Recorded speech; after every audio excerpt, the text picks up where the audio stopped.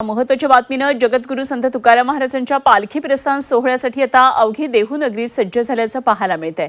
यावर्षी तुकोबांचा 341वा पालखी प्रस्थान सोहळा आहे। देहू नगरीमध्ये हा सोहळा आता साजरा होतोय आणि त्यासाठी देहूच्या मुख्य मंदिरामध्ये आकर्षक अशी फुलांची सजावट केलेली आहे। सध्या संपूर्ण देहू नगरी वारकरीमय झाली आहे। विठू नामाचा जयघोष सुरू आहे। प्रस्थान सोहळा काही वेळामध्ये आता होणार आहे आणि हे पालखीचं प्रस्थान सोहळा आपण थेट झी24 तासवर पाहणार आहात। तर सध्या संपूर्ण महाराष्ट्रामध्ये अनेक ठिकाणी पावसानं धुमशान घातलेलं आहे, त्यामुळे वारकरी मंडळी सध्या देहूमध्ये पोहोचू शकत नाहीयेत आणि त्यात काल मुख्यमंत्र्यांनी सुद्धा आवाहन केलंय की थेट पुण्यामधून या वारीच्या सोहळ्यामध्ये सहभागी व्हावं, कारण सध्या देहू आळंदी भागामध्ये पावसानं प्रचंड थैमान घातलंय। इंद्रायणी नदीला पूर आलेला आहे, त्यामुळे कुठलीही अनुचित घटना घडू नये यासाठी ही खबरदारी म्हणून सर्व वारकऱ्यांना अशा प्रकारे पुण्यामधून येऊन वारीच्या या सोहळ्यामध्ये सहभागी होण्याचं आवाहन केलेलं आहे। इकडे देहू मंदिराचा परिसर, सभामंडप या ठिकाणी आकर्षक अशी फुलांची सजावट केली आहे। तर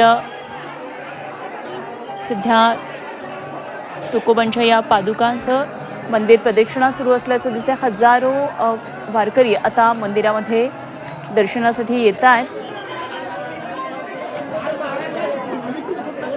तर यंदा पालखी प्रस्थान सोहळ्यामध्ये तरुण वारकरी मोठ्या संख्येनं दिसतात आणि त्यांच्याशी चर्चा केली आमच्या प्रतिनिधी चैत्राली राजापूरकर यांनी। तुकोबांचा पालखी प्रस्थान सोहळा आज देहू नगरीमध्ये पार पडत आहे आणि आपण पाहायला गेलं तर देहू नगरीमध्ये वारकऱ्यांच्या आनंदाला देखील उधाण आलेलं आहे। मोठ्या संख्येने आता देहू नगरीमध्ये वारकरी दाखल होऊ लागलेले आहेत, दिंड्या दाखल होऊ लागलेल्या आहेत। मात्र यावर्षी जर आपण पाहायला गेलं तर देहू नगरीमध्ये याच पालखीसाठी तरुणांचा वाढता कल आपल्याला पाहायला मिळत आहे। असेच काही तरुण वारकरी माझ्या बरोबर आहेत, आपण त्यांच्याशी बोलणार आहोत। पावसामुळे अनेक वारकरी, वृद्ध वारकरी, तरुण वारकरी देहू नगरीमध्ये येऊ शकले नाहीत, पण जसं संतांनी लिहिलंय की माझी जीवीची आवडी पंढरपुरा नेईन गुडी, तसं त्याच उक्तीप्रमाणे त्या उक्तीला अनुसरून सगळे जेवढ्यांना शक्य आहे तेवढे सगळे आम्ही देहूमध्ये आलेलो आहोत। आता इथे जर पाहिलं तर आम्ही सगळे इंजिनियर आहेत, सगळे जॉबला आहेत, सगळे सुट्ट्या टाकून इथे आलेलो आहेत। आता रात्री पावसाचं वातावरण खूप होतं, पण तरी हे सगळे मुंबईवरून आलेत, 9 वाजता निघलेत, रात्री 3 वाजता पोहोचलेत, फक्त का तर हा सुख सोहळा डोळ्यांनी पाहण्यासाठी। हा नयनरम्य सोहळा परत कधीच भेटत नाही, 1 वर्ष नंतरच तो सोहळा अनुभवायला मिळतो।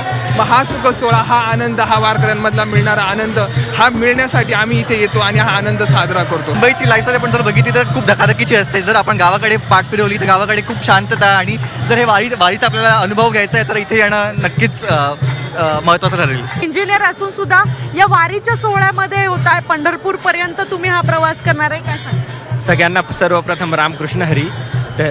तर हा 341वा जगद्गुरू संत तुकाराम महाराजांचा हा पालखी सोहळा आज चालू होत आहे आणि पंढरपूरला प्रस्थान करेल।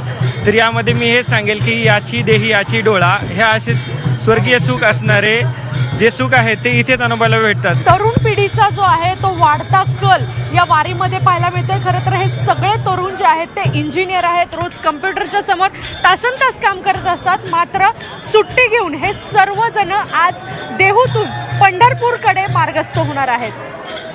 कॅमेरा पर्सन विकी कांबळेसह चैत्राली राजापूरकर, झी मीडिया, देहू।